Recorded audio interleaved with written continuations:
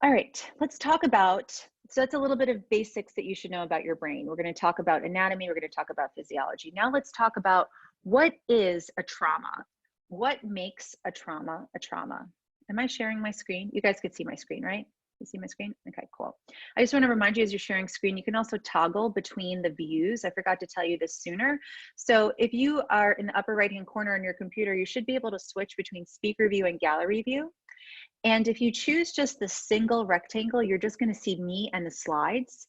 And then there's two little bars in the center of that screen.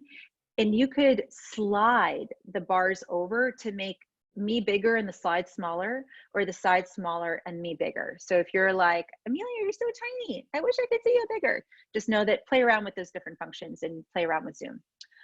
Okay, I'm going to give you the DSM-5 definition of PTSD. This is what psychologists use in their understanding. I personally don't love it. I think it's a bit primitive. I have some better definitions for you, but I do want to honor that psychologists have been talking about PTSD for a long time. And I want to, again, talk about this is when this is how they define a trauma from the perspective of it being a disorder. So when traumas get so high that the person has PTSD, we say that they're dysfunctioning, it's disordered, they're no longer able to function well in the world. So the way that the DSM defines a trauma is exposure to actual or threatening death or serious injury or sexual violence. And the characteristics that they are looking for what makes a trauma is that it is either directly or witnessing of someone else, or you could actually learn about the violence or an accidental event that could be experienced by someone who's close to you. My best friend who went through this, so many of these things with me, the death of my mother, the death of my father, me being in Mandalay Bay, I constantly need to haven her because the poor thing loves me so much that half the time she's more stressed out than I am about the things I'm experiencing, and yet I'm the one going through it. The other is the repeated exposure or extreme exposure to the adverse details of an event. And so we know that this is also true of what happens when people who are supporters of people who are going through traumatic events, things like first responders, things like psychologists or counselors that are frequently needing to hear stories of trauma, can actually take it on vicariously. Some of the other definitions, sorry, let me just move this over. Okay, turn it off. For some reason, the annotation just doesn't work so well on this upgraded version of Zoom. It's making me click a little harder.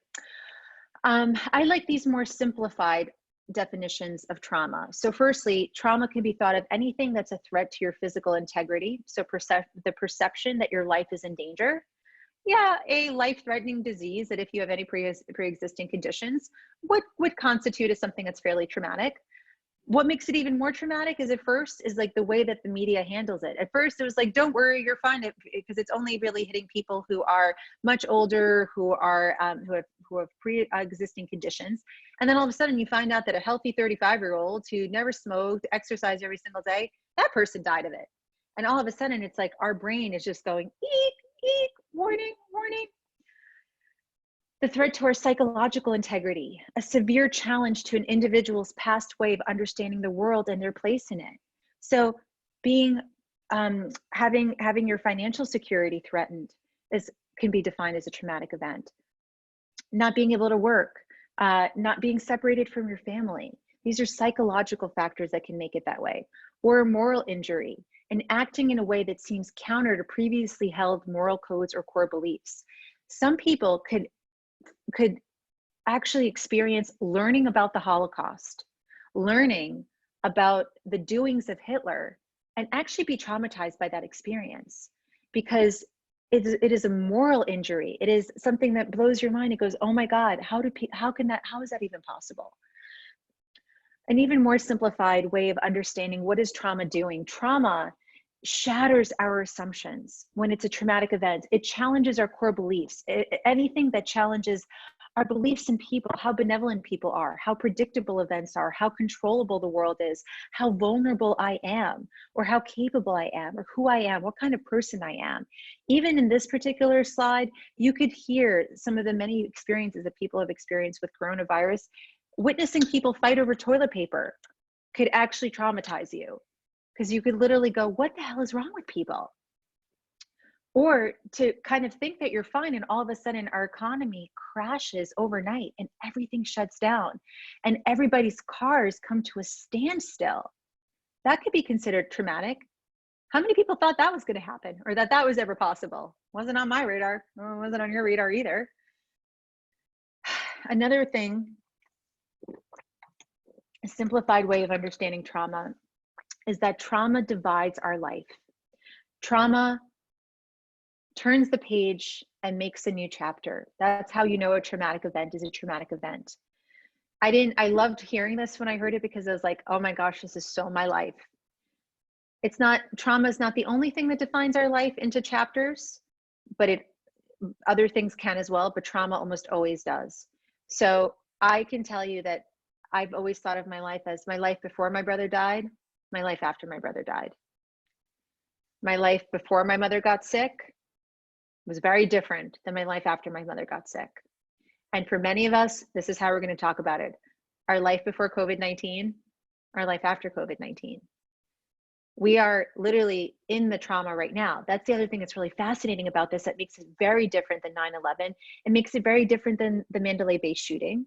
It makes it very different. We've never experienced something like this, where we have so much access in real time to something that's going on for this long. The Holocaust went on for a long time, but most of us didn't have it in our face.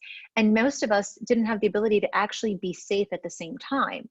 We have actually more control, yet less control at the same time. But this is 1000% going to be a chapter turner. And what we know about post-traumatic growth, and the whole field of study about post-traumatic growth, is that when we understand that we are writing the novel of our book as we go along, that we are the storytellers of our life, we can put into practice what one of the most incredible icons for post-traumatic growth talks about, which is Amy Purdy. She is an incredible motivational speaker and an Olympic athlete, an Olympic snowboarder, who in her early years lost her legs. Both of her legs had to be amputated because of a bacterial meningitis that she had gotten and she contracted. And so she has this beautiful TED Talk called Living Beyond Limits, about how she grew as a result of her trauma, and how she actually says that now she thinks of the trauma as actually the best thing that has ever happened to her. And my favorite quote that she says is, if your life were a book and you were the author, how would you want your story to go? Because trauma we're writing our book right now as we write it. So the people that are in our Better Than Before program, I celebrate them every day.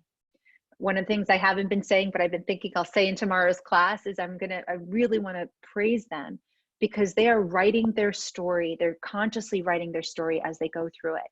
Most of us don't know that we are storytellers. Most of us don't know how to control our mind and our body. And so we are just reactive to what life puts our way. But we can actually change the narrative, and we can go back and think about, how was I telling my story? This is the foundation of post-traumatic growth, that if you are dealing with traumas of the past that still have their claws in you, that by healing your brain and your body, you can tell a different story. And by having a different story, you're going to have a different experience of it. That's what makes us human beings that are, let me see if this will still be up on the screen. 1 second. It'd be really cool if it was still there. Yep, this is because we as human beings are landscapers, constantly landscaping our landscape. We're landscapers that remember our history. But how do we actually remember something? Well, memory is, we code a memory, it gets stored inside of our brain, and then in order for us to remember it, we pull it up out of the filing system and we tell it again. But guess what? In the retelling, we sometimes tell it a little bit different.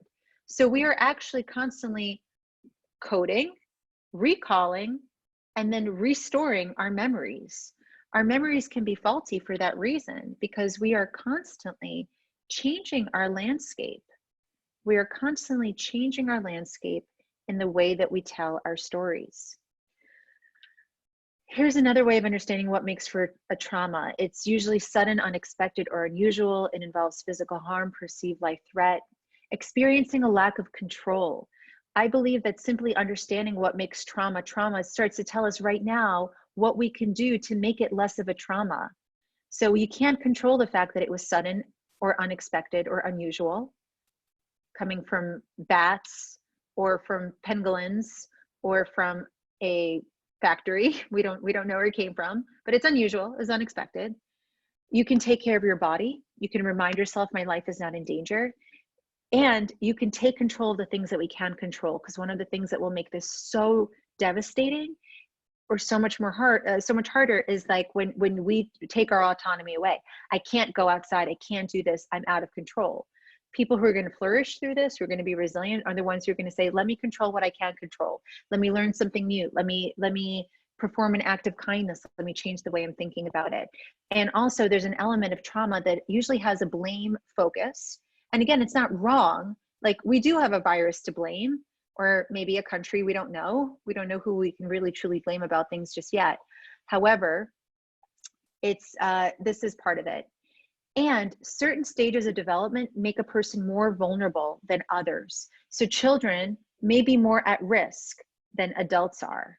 Certain stages of development. If you came into coronavirus already kind of at the edge of your own stress level, this could put you over the edge.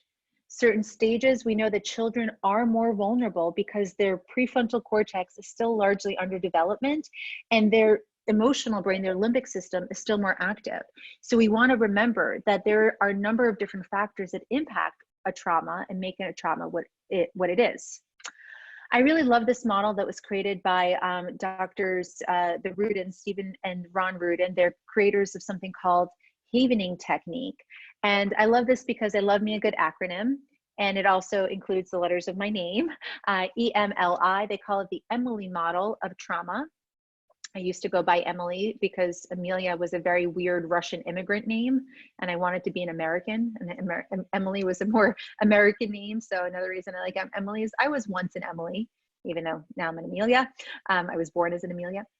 And so they define the EMLI model of trauma, that in order to have trauma happen, you need an event that is meaningful, a vulnerable landscape, and perceived inescapability.